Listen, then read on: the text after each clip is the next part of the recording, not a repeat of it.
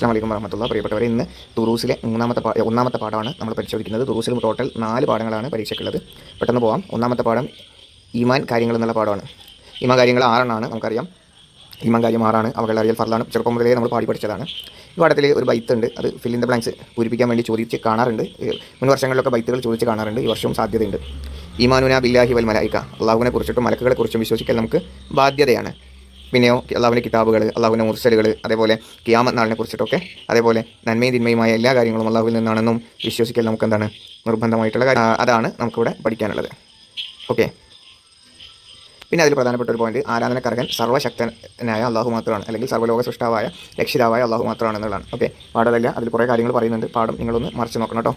ഇനി question answers നോക്കിയാൽ അള്ളാഹുവിൻ്റെ വിശേഷണങ്ങളിൽ നിന്ന് 3 എഴുതാനാണ്. സിമ്പിളാണ്. അള്ളാഹു ഒരുവനാണ്, അവന് കൂട്ടുകാരില്ല, അവൻ ആദ്യവും അവസാനവും ഇല്ലാത്തവനാണ്, എല്ലാം അറിയുന്നവനാണ്, എല്ലാം കേൾക്കുന്നവനാണ്. അങ്ങനെ തുടങ്ങിയിട്ടുള്ള ഉപമകൾ അല്ലെങ്കിൽ അള്ളാഹുവിൻ്റെ വിശേഷണങ്ങൾ നമുക്ക് എന്ത് ചെയ്യാം, ഉപയോഗിക്കാം. പിന്നെ ഈമാൻ കാര്യങ്ങൾ എന്ന് പറയുന്നത് എന്തിനാണെന്നുള്ള ചോദ്യമാണ്. വിശ്വാസപരമായ കാര്യങ്ങൾക്ക്, നമ്മൾ വിശ്വസിക്കൽ നിർബന്ധമായ കാര്യങ്ങൾക്കാണ് എന്ത് ഈമാൻ കാര്യങ്ങൾ എന്ന് പറയുന്നത്. പിന്നെ നമുക്ക് പരിധിയുണ്ട് എന്തിനെല്ലാം എന്നാണ്. നമുക്ക് ഒരു കാര്യം അറിയാനും ഒരു കാര്യം കാണാനും ഒരു കാര്യം കേൾക്കുന്നതിനൊക്കെ നമുക്ക് പരിധിയുണ്ട്.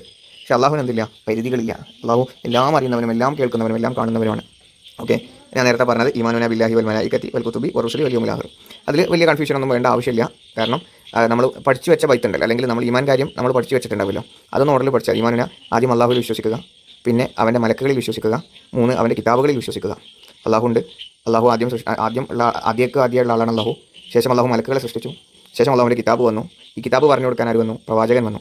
പ്രവാചകന് ശേഷം ഉണ്ടാവാൻ പോകുന്നൊരു സാധനമാണ് ലോകാവസാനം. ലോകാവസാനത്തിന് ശേഷം ഉണ്ടാവാൻ ഇതൊക്കെ ഈ കാര്യങ്ങളൊക്കെ അള്ളാഹുവിൻ്റെ കഴിവിൽ നിന്ന് ഉണ്ടായതാണ്. ഓക്കെ. ഇത്രയേ ഉള്ളൂ ഈ പാഠം. രണ്ടാമത്തെ പാഠമാണ് മലക്കുകൾ. ഈമാൻ കാര്യത്തിൽ രണ്ടാമത്തേതാണ് മലക്കുകൾ. പ്രധാനമായും 10 മലക്കുകളാണുള്ളത്. അവരുടെ പേരും ചുമതലകളും നിർബന്ധമായിട്ടും പഠിച്ചു വെക്കുക. 1 ജിബ്രീൽ അലൈഹിസ്സലാം. അമ്പിയാ മുർസലുകൾക്ക് വഹി എത്തിച്ചു കൊടുക്കുന്ന പണിയാണ് ജിബ്രീൽ അലൈഹിസ്സലാം. നമ്മൾ കുറേ നബി സല്ലല്ലാഹു അലൈഹി വസല്ലമയായിട്ട് കഥകളിൽ ഒക്കെ നമുക്ക് ജിബ്രീൽ അലൈഹിസ്സലാമിനെ കാണാൻ കഴിയും. ജിബ്രീൽ അലൈഹിസ്സലാം വെള്ള വസ്ത്രം ധരിച്ച് ഒരു സാധാ മനുഷ്യൻ്റെ രൂപത്തിൽ വന്ന നബികളോട് സംസാരിക്കുന്നൊക്കെ കഥകൾ നമ്മൾ ഒരുപാട് കേട്ടിട്ടുണ്ട്. അപ്പോൾ ജിബ്രീൽ അലൈഹിസ്സലാം അമ്പിയാ മുർസലുകൾക്ക് വഹി എത്തിച്ചു കൊടുക്കുന്ന ആളാണ്.